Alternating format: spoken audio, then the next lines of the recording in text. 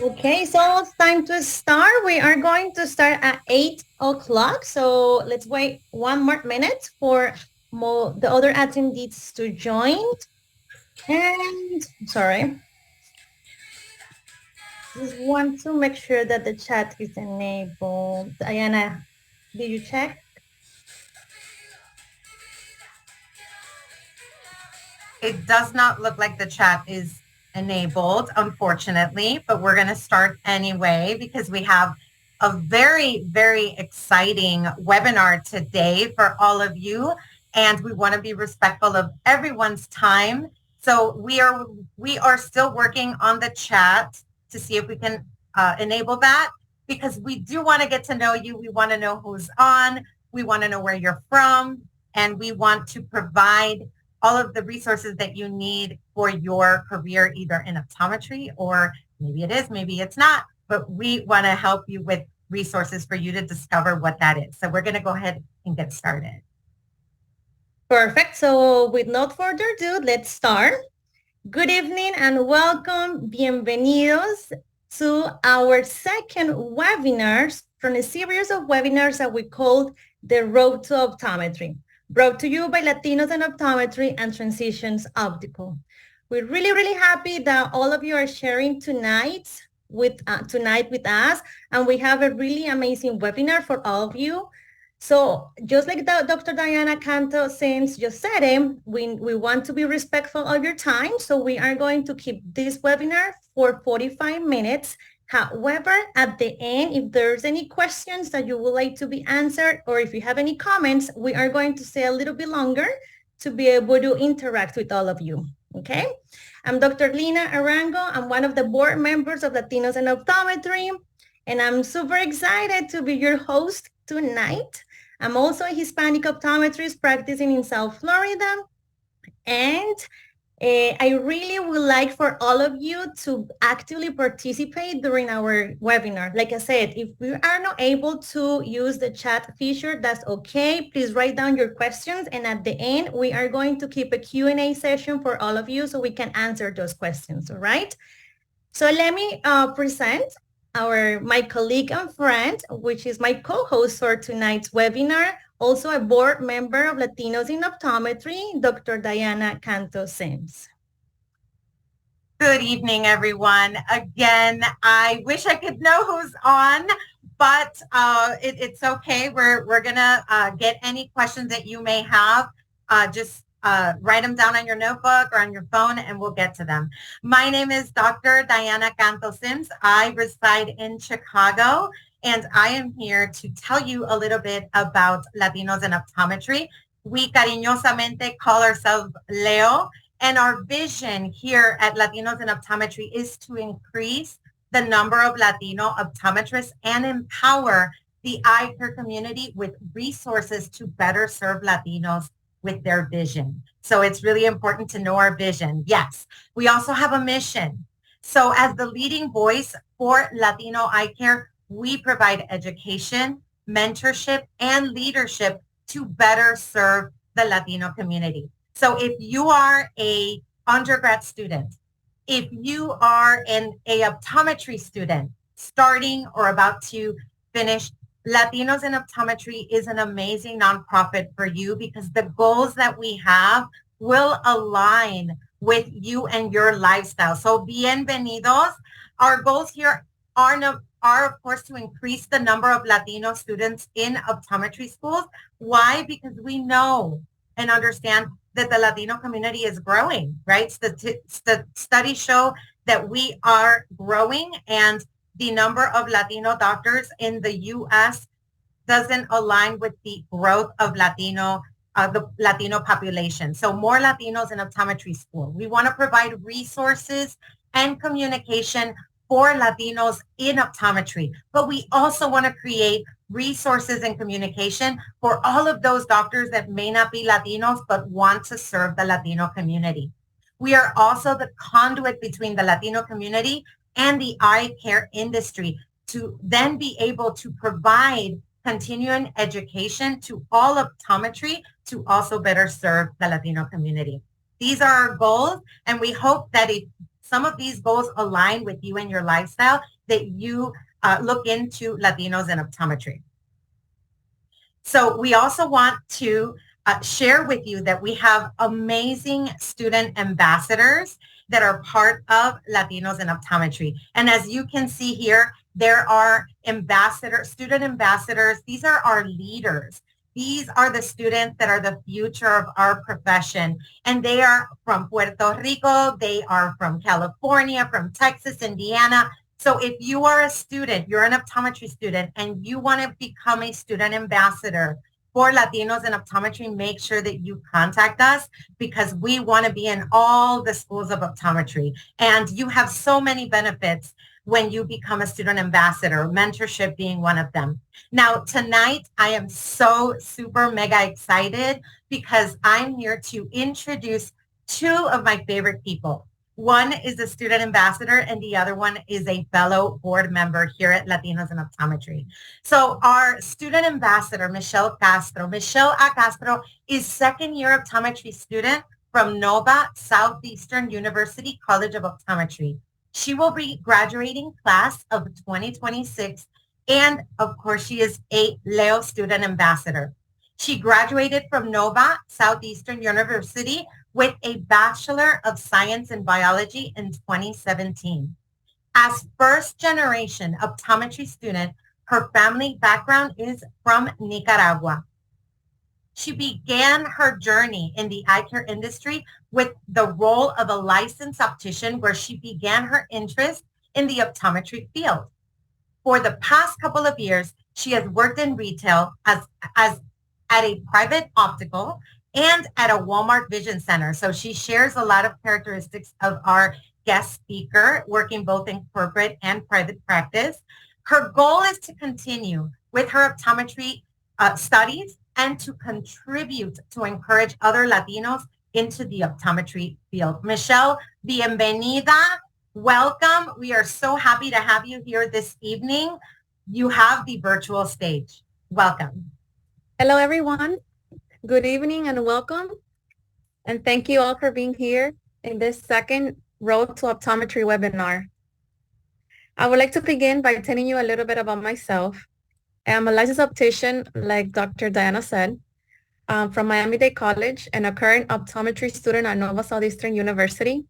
I am a proud Latino student with a family background from Central America, Nicaragua. As a first-generation student, I felt limited with my options, and so I began doing research, seeking information, and it was quite challenging for into the career path in healthcare that best suited me. However, I had a desire to get involved into the eye care and vision health industry. I wore glasses ever since as a child, since I could remember. I struggled with very high myopia, 5 diopters, I can say. My glasses were thick, very thick. And I had to go to school, and I remember that time when I was in childhood. Everything was a complete blur. And at the board, the school was very difficult to see until I got into my teens and I was able to see with my contacts. That was a very life challenging. My interest and curiosity of discovering how the eyes create vision for us came into my mind. And with all that, I was still not sure of how to get involved. Who do I speak to? Like who to shadow? I had many doubts and questions about the optometry field. During my time as a licensed optician, I enjoyed it very well. I worked alongside with many different eye doctors, but luckily I had the pleasure of meeting Dr. Glenda Aleman, who became my mentor, and at that time at a Walmart Vision Center, where her guidance and inspiration further motivated me into the wonderful field of optometry. And so now let's get to know some of her personal background story. Dr. Glenda Aleman received her Doctor of Optometry degree from Nova Southeastern University in 2017. She has held the role of clinical liaison for Walmart Health Optometry in Florida from 2019 to present day, and is the founder and CEO of iSmart Vision Care, located in Miami, Florida. In her practice, she specializes in providing multiple consulting designed to educate fellow optometrists on various methods of implementing myopia control practices. Her goal is to contribute to educating others in the field of orthokeratology and myopia management in hopes of mitigating the myopia epidemic. And now presenting Dr. Glenda Aleman in the platform. Hello and welcome. It's a pleasure to have you here with us today. How are you doing today, doctor? I'm doing great, Michelle. And I have to start by saying, well, first of all, thank you to everyone who is here. Thank you to Leo, Diana for this amazing opportunity. I can tell you all of us board members, it's a pleasure to be part of this board and because we all share a common vision. But tonight I want to say that I am just so proud of Michelle. Like, a few years ago when we first met in 2018, she wasn't sure that she wanted to go to optometry school. And to be here now together as she is interviewing me is just, I can just tell you, it's such a wonderful feeling in my heart. And I'm just so proud of you, Michelle. So I want to start by saying that. And so it's great. This is going to be a great webinar. Hopefully we get to inspire others and answer some of the questions that as optometry students, and hopefully we have some undergrad students as well, may have. Thank you, doctor. And I would like to begin by asking you a specific question that many of us undergrads will probably have. Well, the question that I had before, and you helped me answer. But when it comes to eye care, there are the three O's. What is the difference among them? Thank you, Michelle. I think that's a great question because a lot of people don't really know the difference between the three O's in the eye care industry. So I, two O's. I was first a licensed optician, and I'm going to start with that one. So the opticians in some states require opticians to be licensed, and some states are not licensed. The optician is, to me, like the pharmacist of the eye care industry. When we as optometrists write a prescription for glasses or contact lenses or even special devices for patients that have low vision, we then provide that prescription to the patient and the patient takes that prescription over to the optical. When the patient is sitting at the optical, they talk to the optician and the optician is the one that is helping them select the best frame for their prescription. They also help them to style them and they hope to take important measurements when designing their eyeglasses. So they are, to put it in simple words, like the pharmacist of the eye care industry. Now, I'd like to clarify also the schooling for opticians. It is between 2 to 3 years, depending on your own pace. But once you get into the program is 2 years to become an optician. Once you become an optician, you can continue on and become an optometrist. And then to become an optometrist, you would need to complete another 3 years to 4 years of undergrad to acquire a bachelor's degree. And then after the bachelor's degree, you go to optometry school for 4 years. So now we're into the O of optometry. And an optometrist, to me, the easiest way to explain it, we are like the family doctor of the eye care. So we provide primary eye care for our patients. We are the ones that most often detect when patients have something wrong with their eyes and a lot of times even with their health because patients are more likely to come to us and we discover that they might have something wrong in the retina that is related to diabetes, but maybe they never had a diabetes diagnosis. We can also see there's something going on in the back of their eye and this might be related to their hypertension. So the opticians are the pharmacists, optometrists, we are like the family doctor, we're the primary eye care physician. And ophthalmologists, I like to think of ophthalmologists, again, to keep it simple, as the surgeons. Yes, they are the medical doctors. They can do primary eye care as well, but they are very specialized and a lot of them can do surgery. They're usually going to specialize either in being corneal surgeons or retina surgeons. And so going to them for just a regular eye exam, it's kind of not the best way for them to spend their time. They like to spend their time doing what they're best at, which is doing surgery. So that would be the summary of the three O's. So we have the opticians, which are like the pharmacists, optometrists were primary care, and ophthalmologists, they're like surgeons, and their school takes anywhere between 10 to 12 years. Thank you, doctor. That was a lot of explanation, but you clarified a lot of the of who is who and what is what. So when we get to go to the optical, so we know who can help us, who can guide us with certain information that we're looking for. I like to just add that, all the three O's, we all we need to collaborate, and we really need every single one of us to provide the best care for our patients. So, the opticians are so important in the field as optometrists are, and then ophthalmologists, because they are the ones, when we have a patient that needs to have surgery, we send them to them. So this is all about collaboration and working together. When we have the three O's working together, that's when the patient is going to get the best care possible. Yes, that is very important. The working as a teamwork. Yeah. But like I mentioned before, I had the desire and motivation to become an optometrist just like you are. What motivated you to become an optometrist, and when did you decide to do so? So I decided my story is a little bit complex, but I'm gonna get to the point because we're short on time.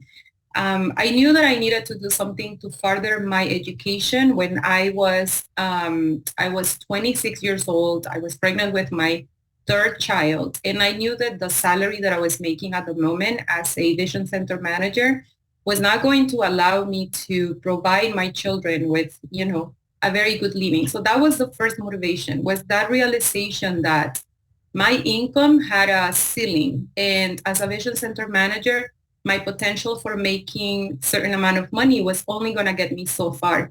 And when I did the math, I realized that, I wasn't going to be able to provide even like all the basic needs for my kids.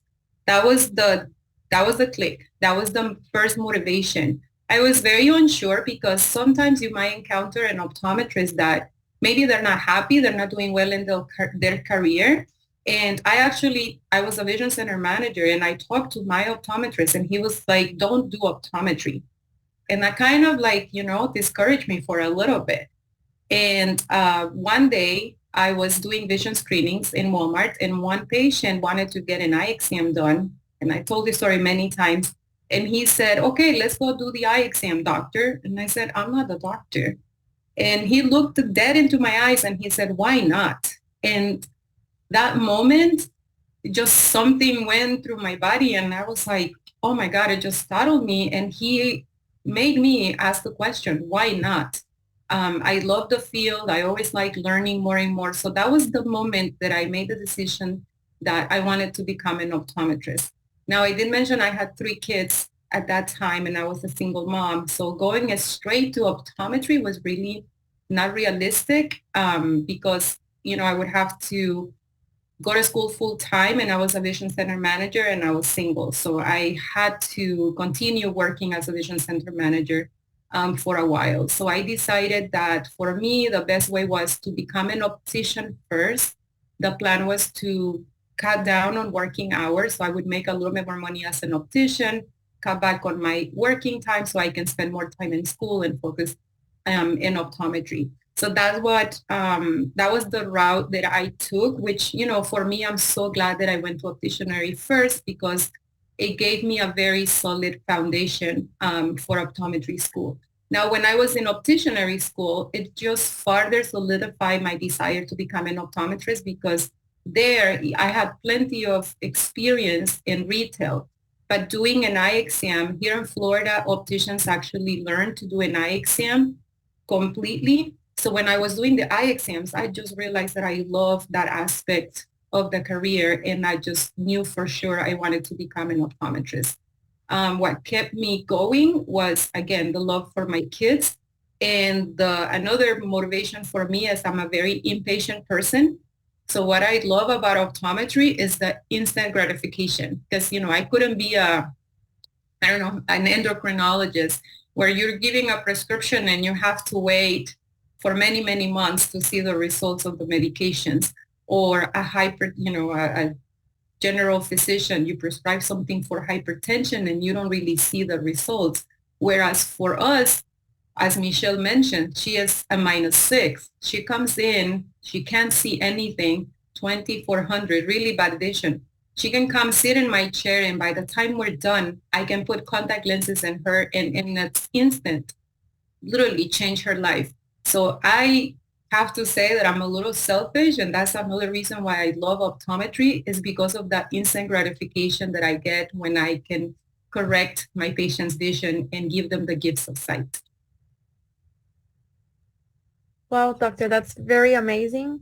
I do understand you because we have similar stories as far as in optician, because I do felt limited in trying to help patients more further beyond than what I'm permitted to. So that's very amazing story. And that's awesome because time management plays a very role in everything that you have done with the optometry field. And that sounded like a handful, very demanding life, having your own family and being able to reach your goals at the same time. You're some type of a Wonder Woman, I would say, because you have done many things at the same time. And me and many other students look up to you as a motivation of keep going forward. And as I had mentioned, I mean, I'm a second year student. I am currently preparing to begin clinic and very excited, woohoo, to see real patients. These weeks have been very busy weeks for me. I am young and I don't have any kids yet. But how did you do it while going to school with your kids? How did you manage? Um, so now looking back, I'm like, I don't know how I did it. But I think it's really the love for my kids. I was just at a local college doing a speech, and my son was sitting in the class because I was addressing opticianry students. And I got really, really emotional because they asked me this question. And really, it did take a lot of work. So optometry school, it's hard as it is. And I worked up until my third year of optometry school. So I was, working, I had my kids, and I look back and I'm like, I couldn't do it right now. And what kept me going is it was some like supernatural power, and it had to do with my kids, that love for my kids, wanting to give them everything that to my capacity. So that's really for me as a mother, and I think anyone here who is a mom can relate that as parents, we will do anything for our kids. So that was the driving force for me, is every time I come home and I see them, and I get a hug that just gave me the recharge energy that I needed to keep going. So that's one thing. But also for all of you guys who are already in optometry school and who think that sometimes it gets really, really hard to manage, I have to tell you that besides that immense love for my kids that motivate me and gave me that energy and that really supernatural power, because I don't even know how I did it, really is taking it one day at a time. I don't look at the whole year and the schedule of all the exams that you're going to have coming up or all the books that you have to read. I would focus and break it down to what do I have to do this week?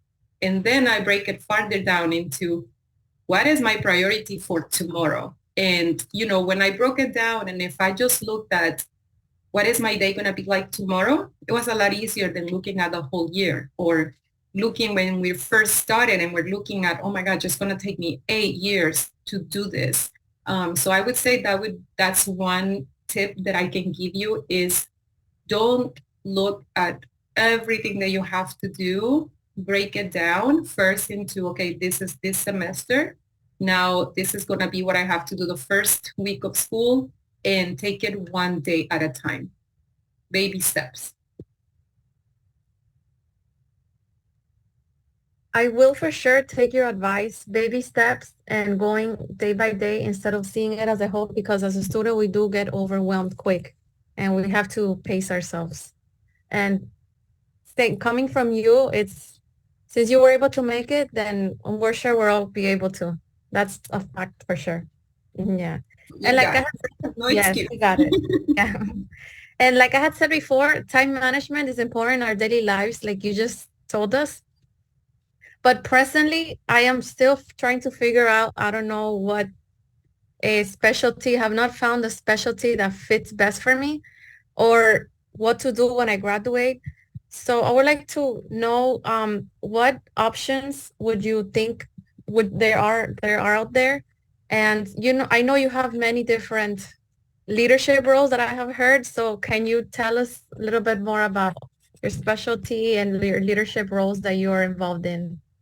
Absolutely. So as optometry students right now, there's a lot of information and you might not really know while you're in optometry school, all the different amazing things you can do with this career.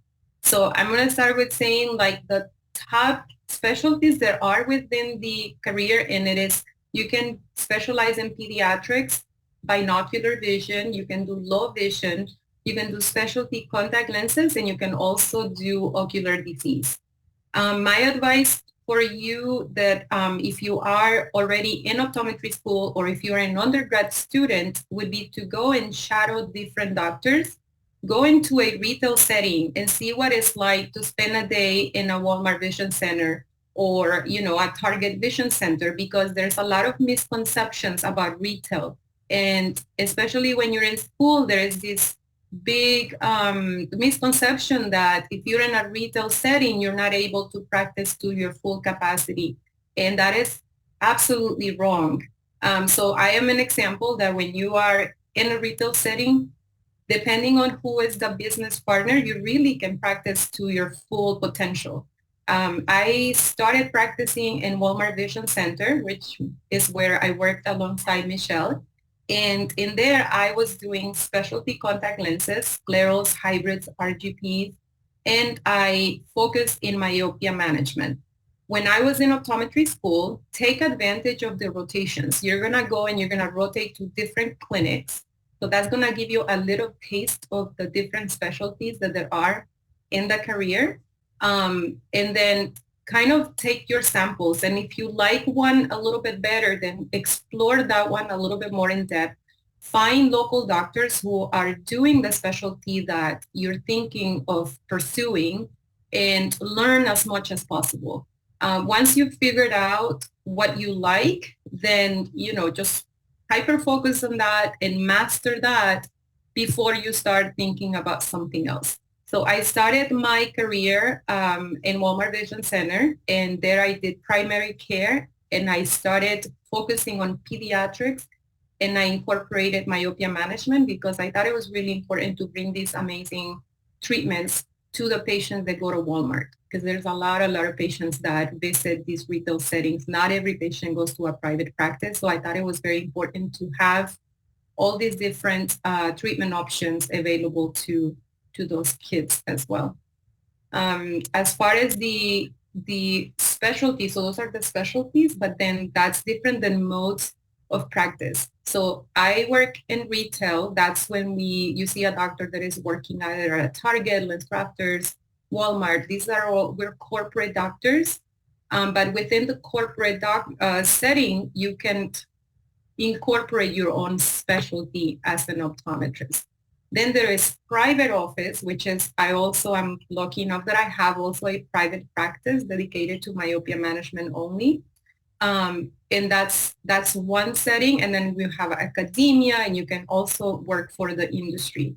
So one of the leadership roles that I had was that I was the head of Walmart Health Optometry in Florida. And that is something where I worked directly with Walmart. So that was a very interesting role. I learned a lot.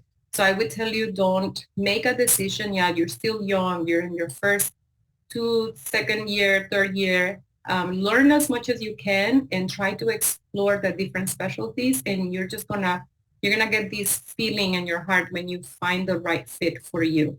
Don't do it for the money, do it for the passion and because you love to do that. Think of the patient demographics that you're going to work with. And once you figure it out, so you might be like, I love myopia management, but if you don't like to work with kids, that might not be a good fit for you. Thank you, doctor. With everything that you said, I believe that I can make my plan better and work it out with all the different specialty that you just mentioned and all the different businesses that I can get into. So I want to thank you so much, Doctor, for your openness and your rewarding time that you have given us, responding to all the questions that I believe will guide other students like me and other opticians like myself as well, willing to become and begin their optometry career. And now I would like to hand it over to Dr. Lina Arango in the platform. Thank you, Dr. Aleman, for sharing your experience and your expertise with all of us. And thank you, Michelle, for sharing your passion for this amazing career that we all have chosen. Both of you have a lot of experience, both opticians, and now both of you are going to be optometrists. Well, Dr. Aleman is already an optometrist. I would like to go over key points from this interview for all of our attendees, so we can have like a summary of everything. And I think we have time to answer some of the questions. Dr. Aleman, there are some questions for you. So let me just go over the key points, and audience, please go ahead and write down your questions because we still have 15 minutes to be able to answer them. So we have time. So I think it was really important, Dr. Aleman, that you clarify the three O's. I think not every day, but every week, I get probably 5 different patients who ask what is the difference between optician, optometrist, and ophthalmologist. They don't really know the difference, and it is our goal to be able to educate him. So we know that opticians, just like Dr. Aleman, I think I'm going to steal this one from you, are the pharmacists of the eye care industry. Good. We as optometrists, we are the primary eye care providers, and the ophthalmologists are their surgeons. I think it will be very easy for the patients to understand the difference among the three O's. Key points for the students. And I think this is very important. All of you optometry students are the ones who are thinking about optometry as a career option. Shadowing. That is so important. If you are local, you can always contact me or Dr. Aleman. We are here in South Florida, but look for optometrists in your area. Go and ask them to shadow. Most of them are open. You can contact us at Latinos in Optometry, and we will be able to guide you and give you a recommendation of someone that you can actually shadow so you can see the different modes of practice and you can actually feel if this is a career for you. So shadowing is definitely a great tip from Dr. Aleman that I think we are going to take as information for tonight. And as far as those optometry students that are already trying to organize your time and trying to get by school, because I know it is really difficult.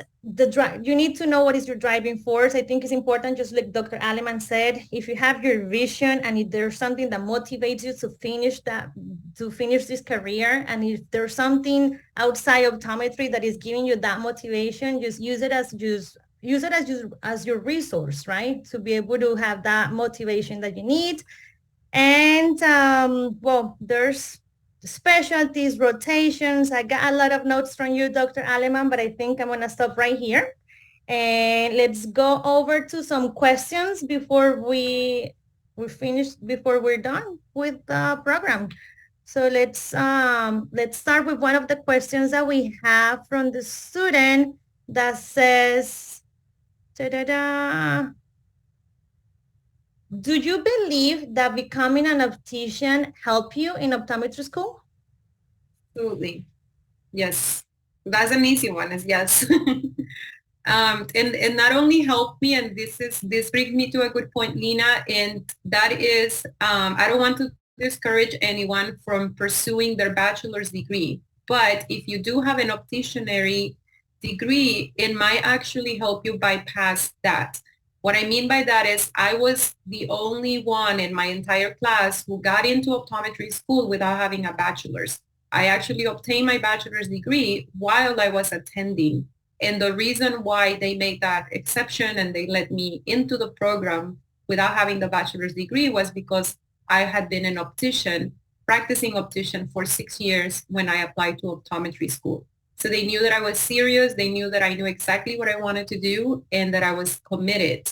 And that brings me to another point, and it is that having a bachelor's degree is highly, highly recommended, and it is a requirement for most schools, but it's not an absolute requirement. So if you are undergrad and you're thinking, what is the fastest way I can get to optometry school? Find out what school you want to get into, ask them for the specific requirements. That's exactly what I did. And I went down the list of the school requirements and I fulfilled those. My last my last option was like, okay, if I don't get in with all my requirements, even though I don't have a bachelor's, then I will pursue my bachelor's so I can, apply. But I was actually able to get into optometry school without a bachelor's degree because I had my opticianry degree. And as a follow-up question, Dr. Aleman, how long did it take you to complete your career? Or what is the process per se? Like after Yes, you're done right. with your I like that better, Lina, because again, I was a single mom. I had 3 children. I was married. I got divorced. So my trajectory was very different. It took me from start to finish, before I went to opticianry school and I graduated as an optometrist. It took me personally 13 years. But that's because I finished opticianry school, then met someone and got married, then have kids. And, so it was a lot of things happening in my life. But a traditional, if you're just a student that you went to opticianry school, like I said, if you focus on completing the specific requirements, you might be able to do it in 2.5 if you're really like serious and dedicated. I think it can be done. 2.5 to 3 years, you can complete all your prerequisites for optometry school, and then optometry school takes 4 years for the traditional programs. I also like to explain that there are other programs for students who are international. So if anyone here is listening to us and they might be an optometrist in Colombia or they might be an optometrist in Cuba and you move to the US, there are schools like NECO, that's the School of Optometry in Boston, that actually have really good international programs. In some schools, don't quote me on this, you have to check with the schools, but some schools do offer shorter programs for optometrists who are already practicing optometrists in other countries. So it is possible that you can complete your optometry degree in 3 years. Oh, that's really good to know. Now that you mentioned, the other day through Latinos in Optometry, I had a doctor that he's an optometrist in Colombia, and she was asking me how or what is the process for her to be able to validate the career in here. And I didn't know about NECO. So, I'm learning. So this is another question from another student, but this is something different. Okay, so we're going now to myopia control. What do you love best about working with orthokeratology and myopia management? What's not to love? So that's my baby. That's my favorite. I love orthokeratology. I really think and I learned this because I first started doing orthokeratology for the science. I think it's just fascinating that we can reshape the patient's cornea the same way that surgeons do with LASIK, but we can do it in a non-invasive procedure. What I love the most is that we really have the power. Myopia gives me the power, gives me the ability to really change the kid's life. So Michelle is a -6 myo, and I have to use her because she's here. But if Michelle had been using orthokeratology, if she was brought to me when she was 6 years old and I was her first eye doctor, I can guarantee you she would not be a -6 myo right now. She might be a -2, maybe a -2.5. So knowing that I have that type of power to change somebody's life that significantly to me, it's just, there's no comparison. What I love from the patient, and that's me, the doctor, right? But when I look at how it affects the patients, these little kids, they're just amazing. They go from, they come in and they're all timid and they're wearing their glasses. And, it's really the first night of ortho K wear. It's challenging. Michelle can tell you because I tried to get her into Ortho K as I tried everyone who's myope. It's not fun. It's not easy the first night, but once they get over that, when they can see without glasses and they wake up, they take the lenses out and they tell their parents, I can see, like they come in and they tell me that, and to see the smiles in their faces, that's just priceless. So that's what I love the most. What I love the most is the night after, the first night. And to see that wow, it's like it never gets old. Every single patient is like a new adventure. And then I get like a treat when I get to see them the next day. And now they're free of glasses, and they're like, so I don't have to wear my glasses anymore. So I love that. I love Ortho K for that reason. But I love myopia management. So there are other treatment options, and all treatments are very effective. And I love them because any other treatment, as well as Ortho K, we literally have the power to change that child's future. There are a lot of professions that they cannot do if they cannot see well. So these are the things that, we have to think about. If I have a 12-year-old, their life, their vision, it's going to affect whether or not they get a driver's license with a restriction or not in just a couple of years. So we really have a way to make a huge impact in the patient's lives. And we can do that with, any everyday like primary eye care that we do. But Ortho K kind of takes what we do and just makes it amazing. And, it's like it gives you superpowers.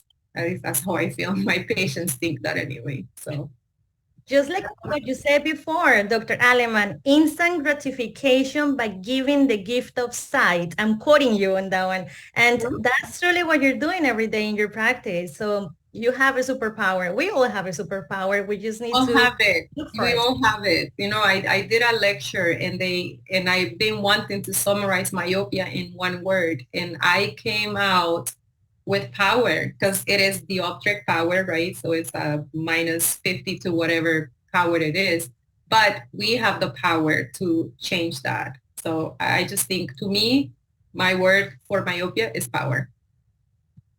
Perfect. Excellent. That's really, really, really great. And so inspiring for all of us.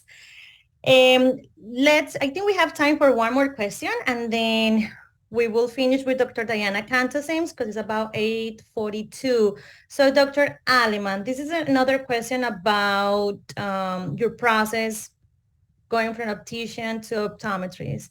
So it says, I currently have about 4 years in optometry field as a receptionist and optometry technician.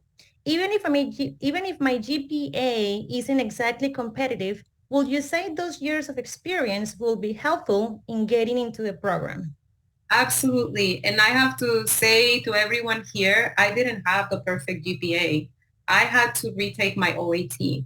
So, a lot of times I think students see us here and they think that we got here because we were the smartest and the greatest and the bestest.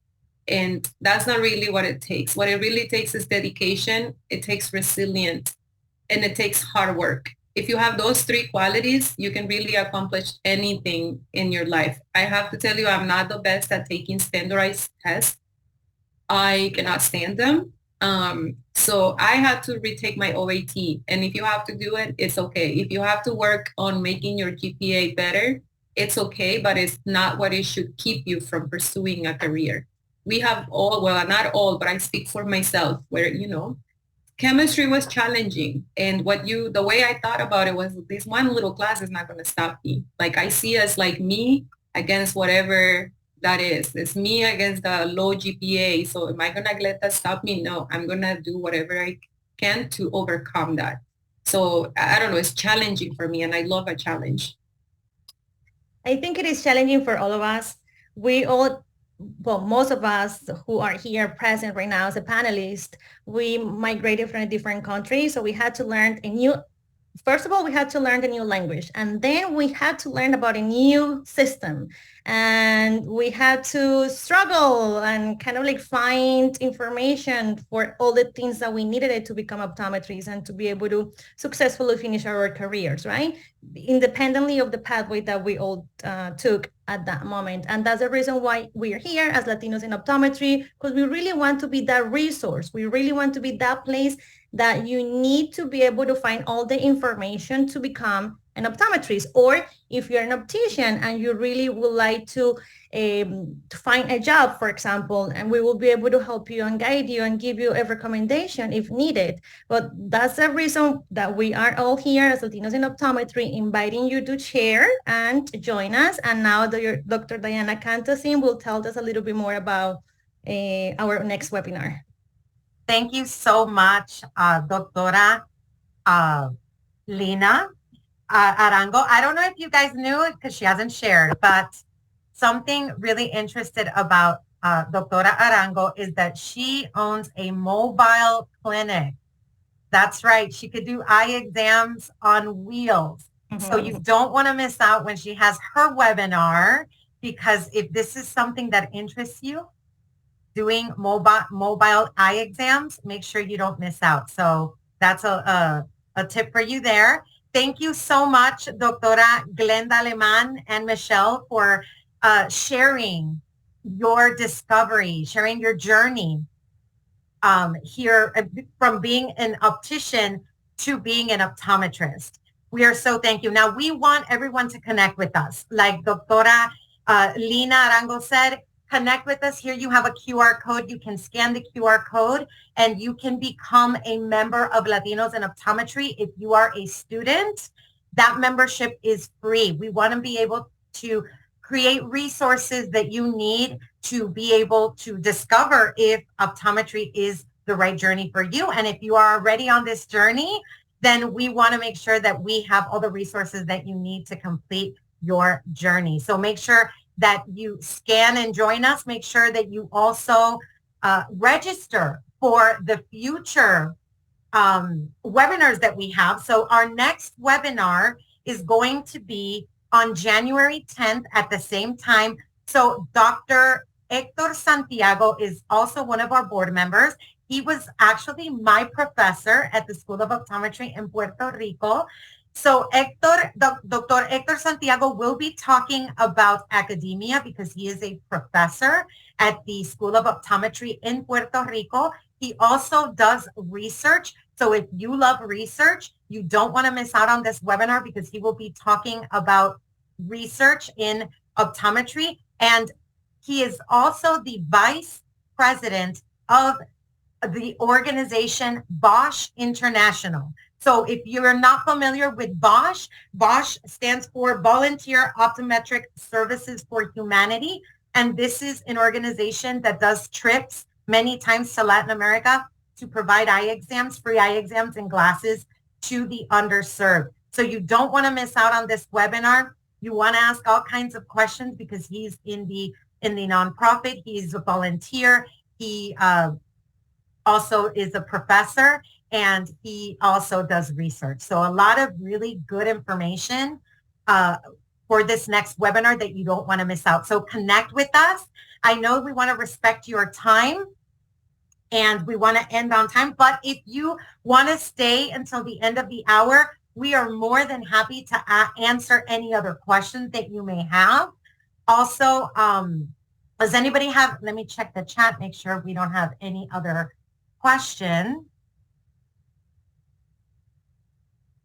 All right.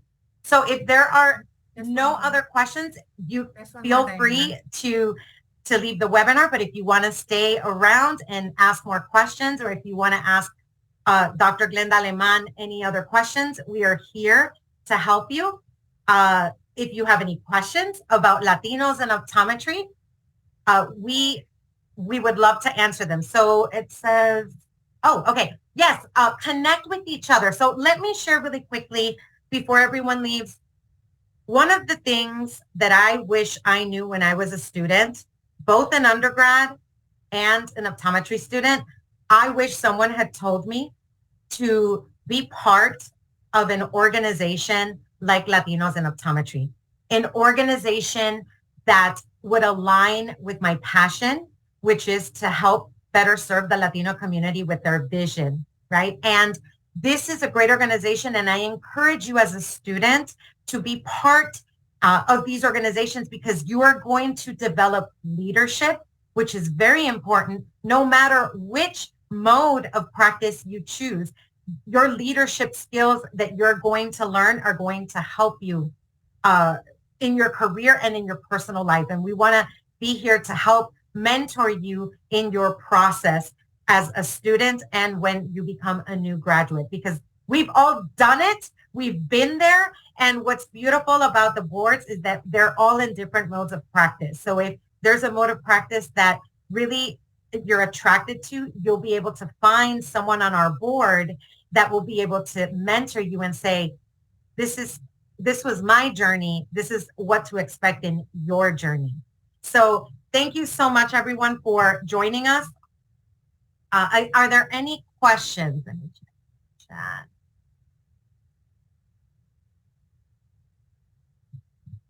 Also, if you are a student and you want more information on how you can open your chapter at your school for Latinos in optometry and become a student ambassador, make sure that you connect with us after this webinar so that you can also be part of Latinos in optometry. All right, so I don't have any questions pending. Unless our panelists have anything else to say, I would like to end this webinar thanking everyone for joining us this evening. Panelists? Thank you, everyone. I wanted to say, Diana, there were some questions coming in about OAT, and one of the things that we are hoping to do in the future is facilitate OAT study groups. Unfortunately, it's not something that we have ready as of yet, but please stay tuned because we are diligently working on to see how we can provide you guys with more resources. But I just want to congratulate and give you guys encouragement for those of you who are preparing to take the OAT.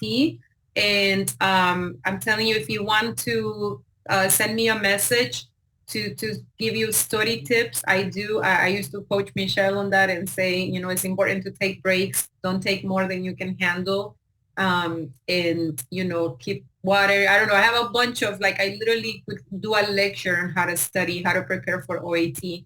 But that's definitely something that we're looking to do, to be able to help you guys along your journey. And I'm going to give you my email address.